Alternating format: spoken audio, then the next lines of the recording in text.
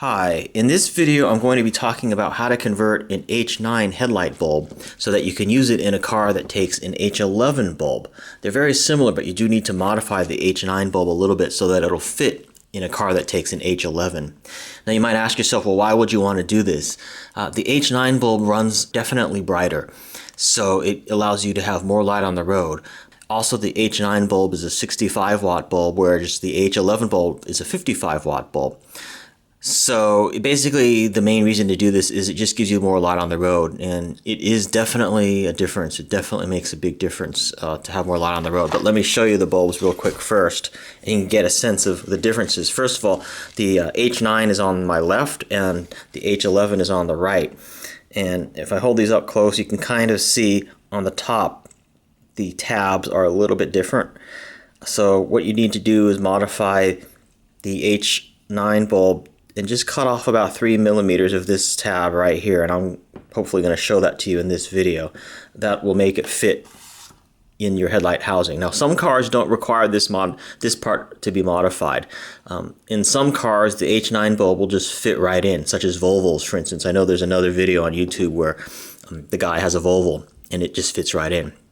So in that case, you probably want to test it first. When you get your H9 bulb, try to put it in and see if it fits first before going through the modification process, because you may not need to modify the metal base part. Now on the plug-in part, as you can see hopefully here, the H9 on the left has an extra tab right here on the top. This little piece right here, that needs to come out.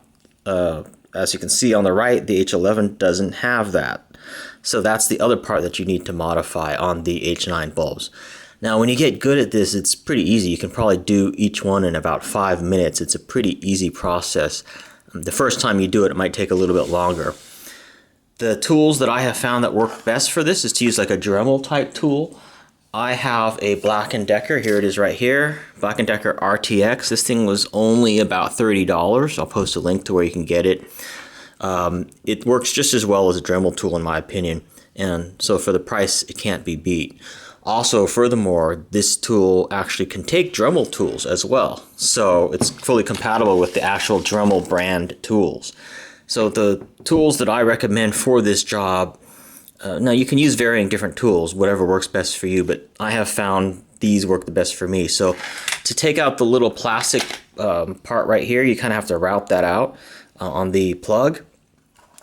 Just a general drill bit type tool or a multi-purpose bit like this works quite well for that. To shave down the metal socket part here, right there, a tool like this works really well. It's just a small little grinding stone tool like that. So let's go ahead and open these up and I'll go ahead and get started. The first thing you want to be aware of is safety. Make sure that you wear your safety glasses while you're doing this, because when you're using a Dremel type tool like this, or any kind of power tool really, you just want to have eye protection. Otherwise, things can fly up into your eye and hurt you and stuff. So I'm going to go ahead and open this tool and install it on my Black & Decker RTX, and we'll go ahead and get started. The other thing you probably want to do is wear a glove, because you're not really supposed to touch the glass bulb part. If you do, the oils from your skin and stuff will degrade the life of the bulb and it may burn out faster. So, I'm generally pretty careful and I don't touch it, but I have a glove on just in case, just to be on the safe side. So I'm going to go ahead and install my multi-purpose drill bit type tool into the RTX system. And we'll go ahead and get started. So the tool basically screws in here and make sure the collet is pretty tight, and then you tighten, and then you close this. And you close the little lever here. Alright, now I'm going to go ahead and start the process. With this tool, I'm just going to reach in there and just sort of route out that little part. This tool has 3 speeds, a low, medium, and high. I'm going to put it on medium.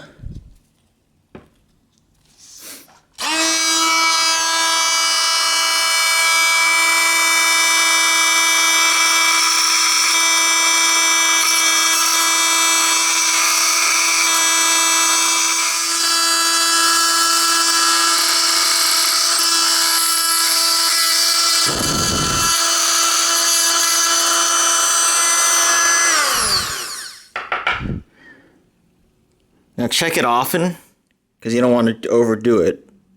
As you can see, I overdid it a little bit by going through, the top wall slightly, but it's not really affecting anything.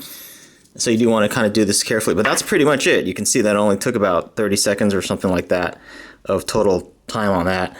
And then I'll clean this out, take a cotton swab with some alcohol or something like that and clean that out, make sure that I don't have any chips. I have these swabs here that I can reach in there and clean it out with. But you definitely want to, definitely precision work, and you do want to do it kind of carefully. If you have compressed air or a blower like I do, it's best to actually blow this out with compressed air so you don't have shavings and stuff in there. And then clean it with either a Q-tip or a foam swab and some alcohol.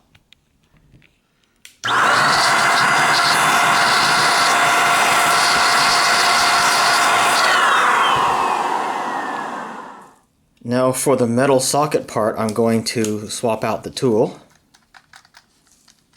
Just unlock it and put in the other tool. This is sort of like a small grinding stone. Put that in there, and so it's sticking out a little bit, and tighten it down. And then lock it. And again, I'm really only taking about 3 millimeters right off this tab right here. So I'm going to just hold it like that and just contact the grinding stone to it until it removes about 3 millimeters of stuff. Let me move the camera a little bit farther away so I'm not getting metal flying into the camera. I'll try to zoom in a little bit here. Hopefully you can see it there. Yeah, right here, see, this is the top, this is the tab that I'm going to be removing right there. So let's go ahead and get started. I may have to move this up to high speed, I'm not sure. Hopefully you can see this. But you can see this is definitely the right kind of tool for this, because it fits right in there perfectly without actually damaging any other part of it.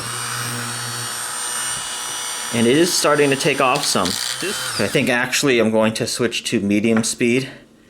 I think that would perform a little bit better for me on this. I am making progress, but with medium speed I think it would just work a little bit better.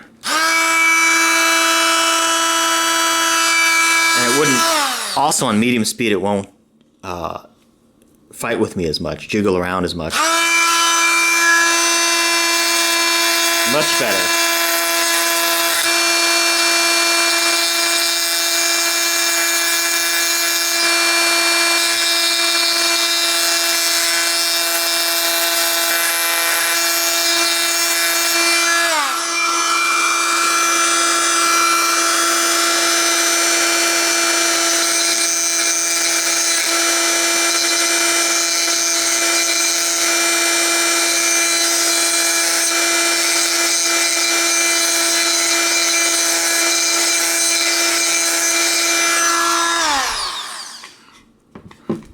When you're doing this and you think that you've got enough taken off, make sure that there aren't burrs or anything.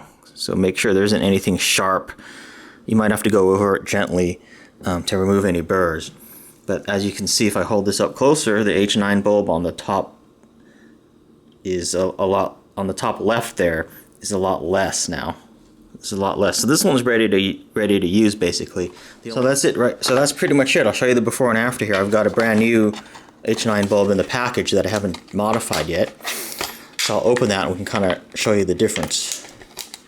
These H9 bulbs are pretty good too. They're made in Germany and they're only about $7 or $8, so that's another benefit as well. They're priced really well. So even though they don't last quite as long as H11s, the price on them is cheaper. So as you can see the mod. The one on the left is, these are both H9 bulbs now that we're looking at. The one on the left has been modified and the one on the right has not. And hopefully you can kind of see the difference there. The one on the right has a lot more of a tab on the top left, and the one on the left has been shaved down. So that's pretty much all there is to it. So this has been my video on how to turn an H9 bulb into an H11 bulb. The H9 bulb is a lot brighter and will afford you more light on the road, and this mod only takes about 5 minutes per bulb or so. If you have any questions or comments, please feel free to leave them. Thanks for watching.